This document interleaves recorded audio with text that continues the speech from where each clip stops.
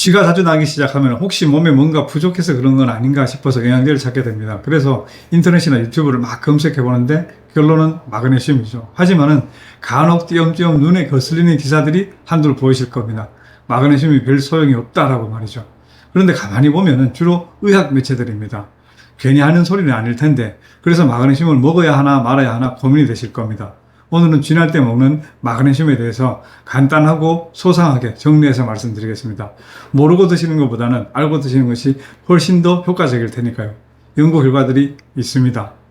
쥐가 날 때 먹는 마그네슘의 효과에 대해서 연구한 대표적인 논문 4편을 보시죠. 쥐가 많이 나는 50대 이상이랑 임신부들을 연구한 서로 다른 결과의 논문입니다. 먼저 5, 60대를 대상으로 한 논문을 보시면 이 논문에서는 효과가 좋았다라고 결론 내고 있는데 이 논문에서는 아니다, 효과가 별로 없다, 플라시보, 그러니까 위약이랑 큰 차이가 없다라고 결론 내고 있는 걸 볼 수 있습니다. 임신부들을 연구한 논문도 비슷합니다. 이 논문에서는 효과가 있다라고 말하고 있습니다. 통증 강도나 빈도가 마그네슘을 드신 분들이 조금 더 줄어든 걸로 보입니다. 그런데 이 논문에서는 큰 차이가 없죠. 차라리 미세하게 플라시보군이 조금 더 나아 보이기도 합니다. 어디에서는 효과가 있다, 어디에서는 효과가 없다라고 서로 다른 결론을 내고 있습니다. 헷갈리죠? 그래서 이런 논문들을 정리해서 분석한 논문도 있습니다. 메타 분석이랑 코크란 분석이 있는데 이 논문들의 결론은 마그네슘이 효과적이지 않다 또는 기대하기 힘들다라고 내리고 있습니다. 분명하지 않다는 거죠. 마그네슘이 별 소용이 없다라고 얘기하는 의학 매체들의 근거입니다. 틀린 얘기는 아니죠. 그럼 안 먹는 게 나은 거냐? 그건 아닙니다. 왜냐하면 앞에 네 논문들을 보시면 아시겠지만 모두는 아니지만 효과가 있는 사람이 분명히 있거든요.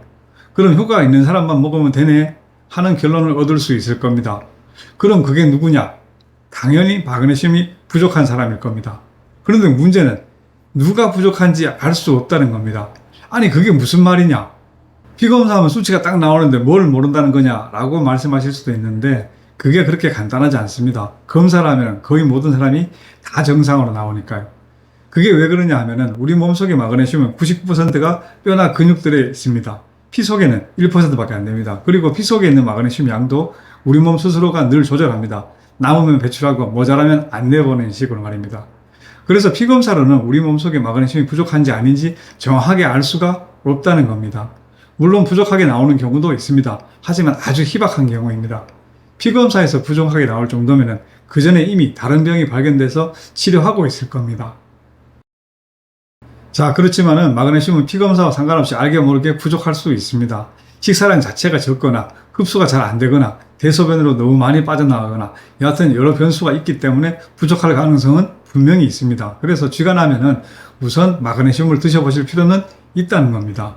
쥐가 심하지 않은 분들은 마그네슘을 드시고 나은 분도 적지 않으니까요. 믿자 본전입니다. 비싸지 않은 마그네슘으로 나오면은 정말 감사한 일일 겁니다. 그런데 잘못하면은 미치는 경우도 있습니다. 어떤 경우일까요? 필요 이상 많이 먹을 때입니다. 얼마나 많이요? 상한 섭취량보다 많을 때입니다. 권장 섭취량은 들어봤는데 상한 섭취량은 뭐죠? 상한 섭취량은 그 이상 먹으면 건강에 해로운 양을 말합니다. 부작용이 생길 수 있다는 거죠. 부작용도 생길 수 있나요? 그럼요, 생길 수 있습니다. 일반적인 다른 영양소들은 권장 섭취량이랑 상한 섭취량이 제법 차이가 있습니다. 하지만 마그네슘은 표에서 보시는 것처럼 큰 차이가 없죠.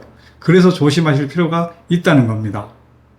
마그네슘을 드신 다음부터 설사를 하거나 숨이 차거나 심장박동이 느려지거나 어지러운 것 같으면 과잉일 수 있습니다. 그럴 때는 일주일 정도 마그네슘을 끊어보시고 증상이 사라지는지 확인하실 필요가 있습니다.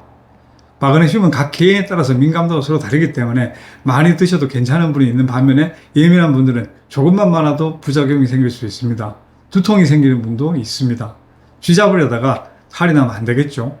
그리고 마그네슘은 음식 속에도 들어있기 때문에 내가 평소에 좀 예민하다라고 생각되시는 분들은 영양제로 드실 때는 혹시 과잉되는 거 아닌지 꼭 확인하실 필요가 있습니다. 그게 현명하죠.